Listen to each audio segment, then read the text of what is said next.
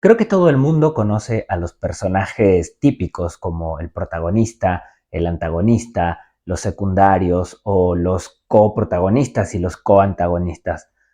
Pero ¿sabías que existen otro tipo de personajes más interesantes que se llaman simbólicos?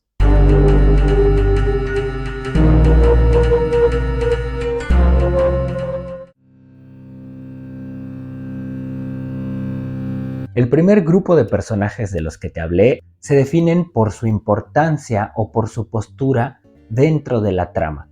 Es decir, el protagonista es el que va a tener mayor injerencia en la trama, es al que le suceden las cosas. El antagonista es el que tiene una injerencia igual de grande, pero en sentido contrario. Es el que intenta evitar que al protagonista le sucedan las cosas. Pero este segundo grupo de personajes del que te quiero hablar es más simbólico. Son personajes que no se relacionan tanto con la trama, sino más bien con la temática. Hoy te voy a hablar de tres tipos de personajes simbólicos.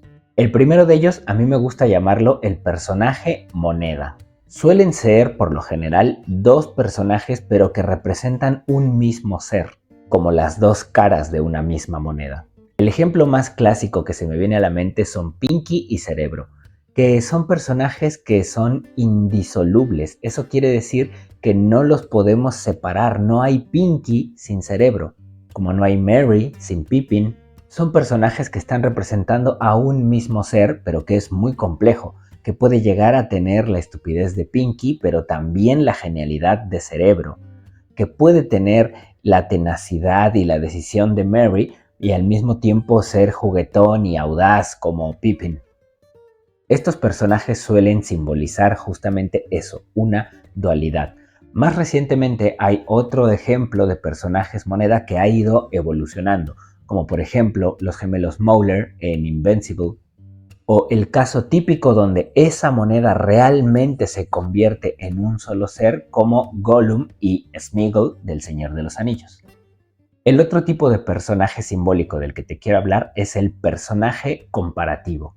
Es un tipo de personaje muy específico que existe mucho en el teatro, pero que en el cine y en las series hay muy pocos ejemplos, pero acá te traje algunos.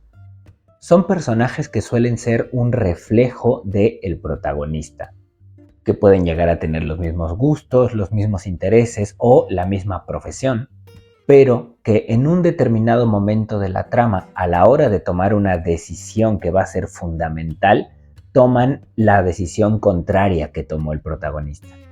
Y por eso se llaman comparativos, porque nos van a ayudar a comparar qué hubiera pasado o cuál hubiera sido el destino del protagonista de no haber tomado esa decisión que tomó. El primer ejemplo dentro del cine que se me viene a la mente siempre es Adriana de Medianoche en París, que es el personaje comparativo del personaje que hace Owen Wilson. Ella, al igual que el protagonista, está enamorada de una época anterior a la suya. También admira a todos y todas las artistas de esa época. Pero cuando tiene la opción de quedarse en la Belle Époque, que es la época que ella tanto ama y admira, la toma. Se queda ahí a vivir en esa época de ensueño, en esa época en la que para ella todo es perfecto. Y esto funciona para que el personaje de Owen Wilson se pueda percatar de que está por cometer un error al intentar quedarse en los años 20, que es su época dorada, haciendo así que vuelva a el tiempo que le corresponde. Dentro de las series podríamos decir que el primo Richie en The Bear es el personaje comparativo de nuestro protagonista, que también ha pasado por malas experiencias, que también tiene problemas familiares, pero que ha tomado otras decisiones para no desbarrancar, para no perder la cabeza. Y más recientemente, a nivel simbólico, podríamos decir que en Oppenheimer, el personaje comparativo del mismo Oppenheimer es Einstein, que comparte, como venimos diciendo, profesión e intereses al igual que Oppenheimer, pero que a la hora de decidir si ayudar o no en la construcción del proyecto Manhattan, toma la decisión de no hacerlo. La principal diferencia que podemos notar a la hora de tomar esta decisión es que Einstein vivió tranquilo el resto de su vida y por el contrario, Oppenheimer quedó marcado psicológicamente hasta el último de sus días.